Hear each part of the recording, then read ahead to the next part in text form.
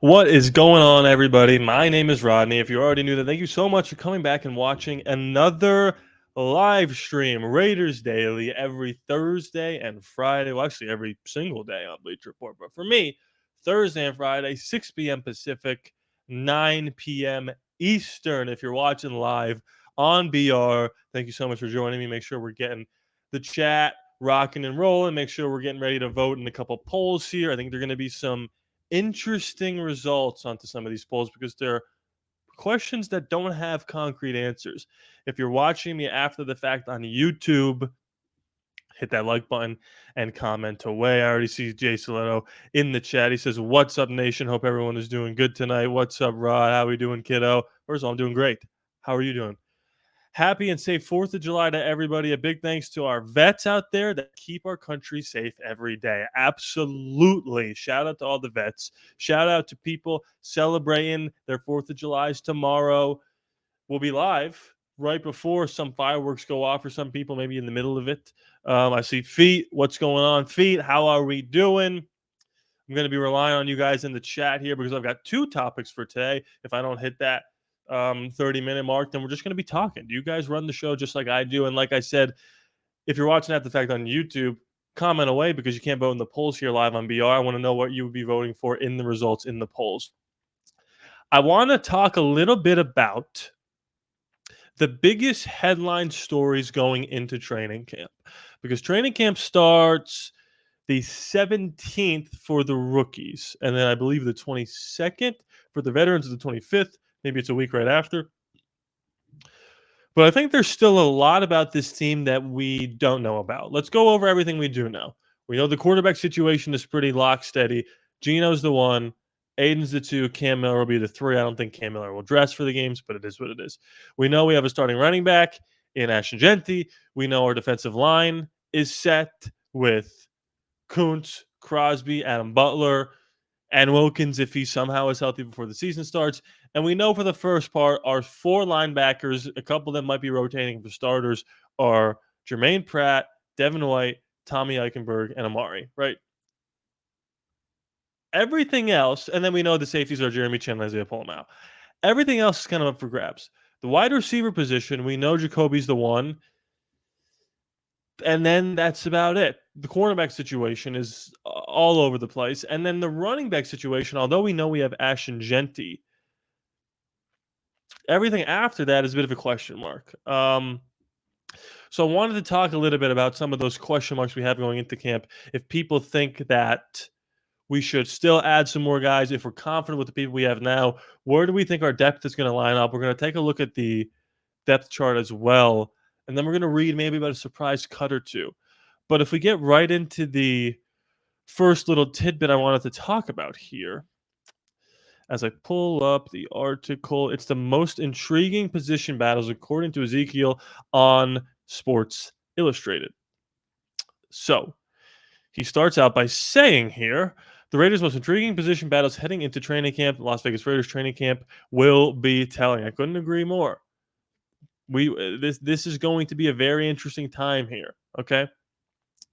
The Las Vegas Raiders have already had an interesting offseason after making several changes on both sides of the ball and to their coaching staff. However, with training camp just around the corner, the Raiders will be focused on their cornerbacks, which is the team's most glaring weakness. Jacob Infante of Pro Football Network recently released a list of teams' most intriguing position battles heading into training camp in a few weeks. He believes the Raiders group of cornerbacks has interesting offseason filled with competition ahead of them. Nate Hobbs and Jack Jones are no longer in the Las Vegas Raiders, leaving two starting quarterback spots open. Eric Stokes and Darian Porter were brought in this offseason, though Stokes was inconsistent in Green Bay and Porter is a raw rookie. The Raiders brought the aforementioned two in to compete with carryovers from last year, Jacorian Bennett and Jacarian Mitchison. Both are under 25 years old, but Bennett has graded below average in each of his two NFL seasons. Pro Football Focus, Richardson also struggled mightily in coverage as a rookie in 2024. Following OTAs, Raiders defensive coordinator Patrick Graham credited Bennett with making progress this offseason after injuries derailed the first two seasons of his professional career. By most accounts, Bennett is the best quarterback the Raiders have on the roster. You have to ask him specifically all the ins and outs of it. But for me, coming out here every day, working hard, the speed's not going to go anywhere. You see the physicality. I mean, in terms of him building his body back up. You can see where he's at with that just when he's walking around. But the next step for him is just to keep improving, Graham said. Again, still a young player. I don't have a number of games on my right hand now, but it probably doesn't even amount to a full season yet based on injury history. What's happened with injuries the last year, but just keep improving because at that position, once you get some experience, see all the releases, understand the situation of football, it's all going to help be better later on. So it's interesting that Jacorian Bennett was ranked not great his first two seasons. Now, his first season, he was not good, right? But his second season after that, I thought he improved tremendously. Now, it's improving from bad to average, but he's still improving. I think the interesting thing about corners is that it's pretty rare that you come in right away and have a Sauce Gardner level impact. If you think back to Nnamdi Asomugha, who's probably the best Raider corner of the last, I don't know, 2 decades. I mean, I'm talking single seasons, not like best of the last couple, best of the last decade. He's probably up there, right? Rod Woodson, if it's last decade, 2025, 2005, was Rod Woodson on the team 2005? I don't think so. And Namdi was not good for a while. It wasn't until like halfway through his third season that people were like, "Oh, this is the best corner in the league." And Jacorian Bennett has dealt with bad soldier.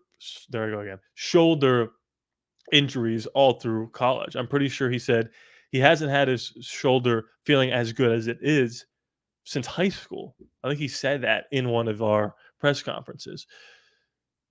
So I'm okay with JB. But then after that, it's kind of tough for me to get excited about this group. So let's pull it up right now. I'm going to pull up the depth chart here.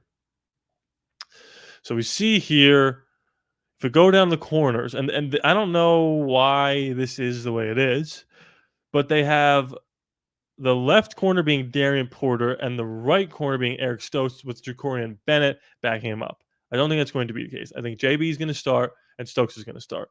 Now, we've just read that Eric Stokes was up and down in Green Bay. Darian Porter is a rookie. Now, we like Darian Porter. He's tall, he's lanky, he's that Richard Sherman archetype. But like I said, it's pretty unlikely for you to come in right away as a rookie and have an impact, especially a rookie that was drafted not in the first round. That's pretty rare. So just by looking at this right here, assuming that Porter, Bennett, and Stokes are going to see a lot of time, you've got DCam, who was not great last year, John Humphrey, Mello Dotson. I would be lying to you if I said I know who those guys are. We have Darnay Holmes, Sam Webb, Blue Kelly, Greedy Vance. I think that's pretty rough. Now, we talked about this. Are they going to add a linebacker or a corner? Well, they added a linebacker, and it was Jermaine Pratt. There are still some corners out there. So let's take a look at that as well. NFL free agent CBs. I'm on sportstrack.com if anyone wants to follow me here. I need available. So there's a couple people still available. I guess I could share this to you guys as well. I'll share this so we could talk about the depth here a little bit more. Would you consider signing any of these guys, right? Let's talk about it. We've got James Bradbury, Kendall Fuller, Stephon Gilmore, Russell Douglas, Mike Hilton, CJ Henderson, Shaq Griffin. I think he signed already. Michael Davis, Asante Samuel Jr., Eli Apple. I don't know. Jack Jones is still out there. I mean, of these guys, I do think Mike Hilton is probably the best one out there. His previous average annual was $6 million. Asante Samuel. I mean, I don't hate Asante Samuel, if I'm being honest with you. Cannot stay healthy. I completely understand that. I get it. But I don't know. I would take a flyer on him, especially someone who played interdivision as a rookie. He started 12 games, then he went to 15, then he went to 16. Last year, only 4 games played. Right? Any interceptions? I mean, he had 2 each of his first 3 seasons in the league. And he can tackle, dude. He has 63 tackles in 2023. He's coming off an injury, though. What's his market value? Average annual 11.5 million. I mean, that's way too high, I think. I think if they could find a way to figure out how much it's going to cost to extend Jacoby Myers, to extend Colton Miller, to extend Daniel Carlson, I wouldn't mind taking a flyer on Asante Samuel. Now, if you want to do what Feet said in the comment and let PC work with Porter, PCP Carroll, look for what he did for Tariq Woolen, no doubt about it. Then you don't go for Asante Samuel. You go for, a Mike Hilton or a Rasul Douglas, somebody who's going to just bolster your depth. And then you just start Jacorian Bennett and you start Darian Porter. Because Eric Stokes he's fine. He's fine. But he does not really move the needle for me at all. And I think I'd rather throw a rookie out there and let him struggle a little bit than Eric Stokes struggle. Now, Pete Carroll has said on record and has been on record saying he doesn't like the idea of putting a lot on rookies right away. You got to let them do what they're good at. And then by the time it's like week 9, they figure out the speed of the NFL and have become regulars in the National Football League.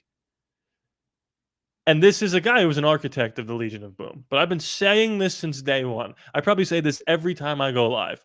This whole season, in terms of making the playoffs or making a run at 10 wins, comes down to the defensive line. If we can get pressure without having to blitz, then the cornerback room by proxy is going to look a lot better than even what it actually is on paper. If we have to start sending to Jeremy Chin, then that leaves our boys in the back liable to get burned. And it's not going to look good. So here's my question to you. Are you concerned about the cornerback room? And as you guys vote in this, I'm going to go through here and see what people are saying. DB depth, Simmons, Hilton, and a vet boundary cornerback would be nice. I don't hate that. We will add before season starts. A lot of guys get cut before the 53 are set. There will be guys to be had out there. That's true too. There's still going to be way more cuts. The only issue with that again is like, I think now once preseason gets underway and people start getting cut, it's like they're not getting cut to save money. They're getting cut because they're not that good. And that's why there was smoke around us maybe trying to trade for Jalen Ramsey. But I like Spy Tech kind of, pumping the brakes on trading so much once we've got the guys, on the field. We aren't a finished product yet, no doubt about it. He said his shoulder, this is JB. Where'd that go? He said his shoulder has been a problem since Maryland. He played decent with the problem. Yeah, I agree. I believe him too. I'm sure the staff wants to see how these guys look in pads of full contact, no doubt about it. I really don't want Chin in the slot. Yeah, and right now our depth chart doesn't say that. Have to wait till camp starts so the staff can see how these guys look in pads and full contact. And I totally agree with you. I'm happy that nobody said they're not 100% worried about this, but I think I'm in the wait till after camp just to see. Chin can't play slot. He's a thumper. He's a 5. He's a 5. He's a safety. I do think he might play some sub linebacker. I don't know if you want to consider that different than the slot. But I think there's a world in which he's that pseudo fourth linebacker on the field. But I agree with this poll. I think I might be a little bit more worried than you guys. As much as I would love to think Pete Carroll can just come in and wave his magic wand and Darian Porter and DCAM are all pros, and nobody's saying that. It's a little hyperbolic. I don't know if it's going to go that well to start, but I hope it does. That would be nice. So let me unpin this and pull up my next thing here, which is, again, another battle position here that we need to talk about. Somebody who can potentially be cut. A position that we haven't talked a lot about because we used a big draft pick on it, and that position is running back.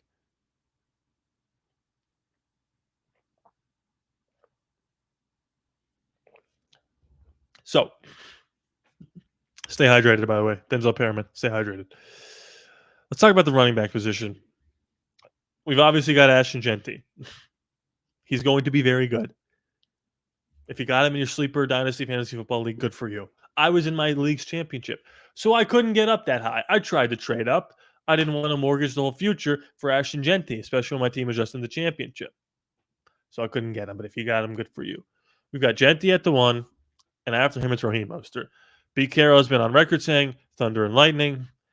Raheem Mostert's going to be mixed in with Ashton Genty. That's a very good combination. 2 years ago, Raheem Mostert led the league in touchdowns. He had 19 or something like that. It's crazy. But after that, we have no idea what's going on. We've got Zamir White, Sincere McCormick, and even Dylan Laube. The best player of those three, just off of last year, I guess, was Sincere McCormick. Not exactly a high bar, but that's the reality of the situation, I guess. I think that third running back position is a lot more important than you might think, especially if Ashton Genty or Raheem Mostert goes down with some sort of injury and you run a 2 running back system. You need a third one ready to go. So as I tee that up and set that up for this discussion, I want you to start thinking about who do you think is going to be that third and fourth running back, and who's the odd man out between the three of those guys?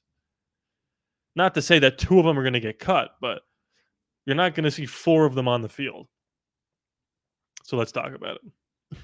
Just Blog Baby by Levi. Raiders can finally dump draft disappointment if recent reports are true. Las Vegas' running back room had a complete makeover this offseason. The Las Vegas Raiders' rushing issues from last season have been talked about ad nauseum. It's ad nauseum? I thought for the longest time I thought it was at nauseum, but you learn something new every single day. That's just probably showing how not smart I am. Letting Josh Jacobs go was a mistake, obviously, and replacing him in the aggregate with Zamir White and Alexander Madison was a poor choice by former general manager Tom Telesco. My harebrained theory is that he was throwing the season and pseudo tanking to try to get a quarterback like Cam Ward. And it didn't work out. However, with Ashton Genty and Raheem Mostert now in the backfield, a resurgence is expected from this group. Not to mention the offensive line has another year under its belt. The passing game is more of a threat, and offensive coordinator Chip Kelly is a savant in the run game. Expectations have been high for the running back group this offseason and through OTAs and minicamp. It sounds like the unit lived up to the hype. Genty has drawn praise from almost every player and coach on the roster, obviously, and Raheem Mostert is a consummate professional with gas still in the tank. Zamir White could be cut if Raiders running back room is as advertised. If these reports are indeed true, then the writing could be on the wall for White. He was just a 4th-round pick in 2022, but has largely underachieved through 3 seasons outside of a dominant 4-game stretch in 2023. He was dominant, though, wasn't he? Las Vegas Review-Journal's Vinny Bonsignor recently even noted in a mailbag in late May that White will be fighting for a roster spot this upcoming season. Suddenly, the running back room is crowded, and based on potential, White could be the odd man out. Sincere McCormick burst onto the scene late last season after White suffered a season-ending injury in Week 11. He is a year younger than White, and his upside could be something that head coach Pete Carroll wants to tap into. Carroll has been complimentary of White this offseason as he spoke to the press about how impressed he was with him after mandatory minicamp in June. I think Zamir White had a really good camp too, Carroll said. He made a statement of being bigger of the guys. He's really fast, and he's the biggest guy we have out there. While this is certainly a vote of confidence for White for the new team's coach, it may eventually be perceived that his skill set is not unique enough to be a part of the group. Genty is an every down back. Raheem Mostert is a home run hitter and strong near the goal line, and Laube provides a bit of a spark in the receiving game and can play special teams. White is going to have an uphill battle if he hopes to differentiate himself at training camp later this month. The preseason will be incredibly crucial for him as he looks to earn a roster spot in the final year of his rookie contract and keep himself afloat in the NFL. So,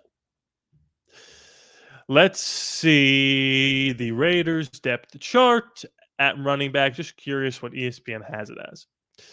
So at running back, are we sharing? Yes. At running back, it's Genty, Raheem Mostert, Sincere McCormick, Zamir White, Dylan Laube nowhere to be found. Interesting. I don't know if that's exactly true, but it's interesting. I like the way McCormick ran when he got touches. Now, Tate, I do have to ask you, are you just blowing smoke here, or do you actually know who the heck that is? Now, I know you've played fantasy football, and he did look good, but that's a generic enough statement for me to think you have no idea who that is. By the way, Tay and I today shot the course record 55. I'm just saying that. Golfed earlier and we shot a 55, and I'm going to leave it at that. Look, Genty's a 1, Mostert's a 2. If I had to put money on it right now, I actually think Zamir White will be the third running back, with Sincere McCormick being the fourth and Laube the odd man out, or maybe taking snaps at wide receiver. I'm going to tell you right now, I don't think Dylan Laube's an NFL football player. I saw him last year, and he just got swallowed up every time he touched the football. Now, rookies can have bad seasons. That's okay. That happens. He didn't make an impact at all on a team that was not good. He had one decent kick return. That's it. Maybe I'm being a little too hard on Dylan Laube, but I didn't love what I saw. Sincere McCormick, like Tate maybe guessed, was good when he got some touches. Let's pull up his stats. Sincere McCormick stats. Shout out to Pro Football Reference. So he started 2 games. He appeared in 5. What was his yards per attempt? 4.7. Pretty good. No touchdowns. 4.7 yards per carry is pretty dang good for Sincere. The reason why I think it's going to be Dylan Laube, or excuse me, why it's going to be Zamir White, is because the offensive line is much better now, and the pass game is going to be much better now. And Zamir White is a hard worker in the offseason, and I do think he's going to garner the favor of Pete Carroll. I just think that he feels like a Pete Carroll guy, like big, strong, hardworking running back, and Pete Carroll's going to be like, well, let's just keep him on the roster because he's in good shape, and he can just give Ashton Genty some blow at the goal line. I don't think he's as talented as we maybe initially thought he would be, but that's okay. You can't hit on everybody. And Sincere McCormick looked good, but this is exactly what happened with Dylan Laube. Dylan Laube had that dominant 4-game stretch in 2023, and we were like, forget Jacobs, hand Zamir White the keys to the castle, and we're going to win 10 games. And he was absolutely dog water. Not all his fault. Luke Getsy had a lot to do with it. The offensive line had a lot to do with it. But the run game was historically terrible last season, and he was the head bell cow of that. Alexander Madison was better than him, and Sincere McCormick was better than him. But just because in 2 games that he started and 5 games that he appeared in that Sincere McCormick had to run like Zamir White, that doesn't mean I'm just going to automatically give him the keys to the RB3 situation, right? And I like the point here that Jason Leto was saying, touchdown Tommy will be Laube's replacement. I do think that Tommy Malott is a better athlete than Dylan Laube. I don't think that's out of the realm of possibility. I've been telling this story all the time, but I got a boy that works in college football. And when the draft was over, I was at a wedding during the draft. And when the draft was over, I got my phone and I finally had service again because the wedding was like in the hills. And the first message I had was from my guy that's in college football, hyping up one player that we drafted. And it was Tommy Malott. It wasn't Jack. It wasn't Dante. It wasn't Ashton. It was Tommy Malott. He said, this kid's a freak. You're going to love him. So I don't have many insider info guys, but that one was like, Tommy Malott, you're going to love this guy. Laube will have to show out on special teams to stick. Yeah, it was for real. Him and Tucker had me. I mean, when Aiden played, Tucker and Sincere McCormick were not terrible, too. So here's my question. Who will be RB3? Bet the house on it. Bet the mortgage on it. Who's it going to be? Is it Zamir White? Is it Sincere McCormick? Is it Dylan Laube? Who do we think it is? Did I convince you guys that it was Zamir White after all that? Because I didn't think anyone was going to come here and say that. I thought it was all going to be Tate and everybody leading the Sincere McCormick bandwagon. I do not think Dylan Laube makes this roster. If that's going to be my bold prediction, I think he's out.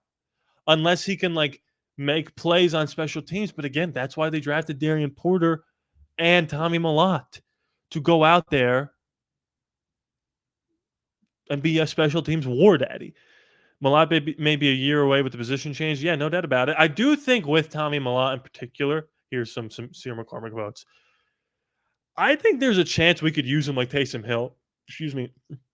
And if he could handle himself well with the speed in the preseason and the size in the preseason, not the same as the NFL, but it's during the regular season, but it is NFL players for the most part. He's going to be in the game during the season in that Taysom Hill role. Even when we had Marcus Mariota, who wasn't like some guy who could just split out wide and catch the football. They put him in the game. I love that John Gruden would just put him in the game. And he got hurt after his first one. His first one was like 40 yards, was electric. Listen, only Genti and Mostert are guarantees, but honestly, everybody behind Genti have been injury prone or not productive. So I wouldn't hate maybe going to get another running back, or maybe they just keep 5. How many running backs did they keep last year to start the season? Since they had Zamir White, Alexander Madison, Sincere McCormick, and Dylan Laube was at the 4. So I think if they keep 4, it'll be these 3 and Ashton Genti. I don't think anybody else is going to show out, but if that is the case, that'd be pretty cool. So look, I think that's going to be it for me today. A tight 26 minutes. Thank you everybody for watching live and keeping the chat lively and voting in the polls. I will see you guys tomorrow, same time, 6 p.m. Pacific, 9 p.m. Eastern. If you're watching after the fact on YouTube, thank you so much for watching. Hit that like button, comment away. Please be sure to subscribe. It is free out there, no charges to you. So let's hope with the new staff and better online, everyone gets better. Absolutely. I love you guys. I'll see you next time.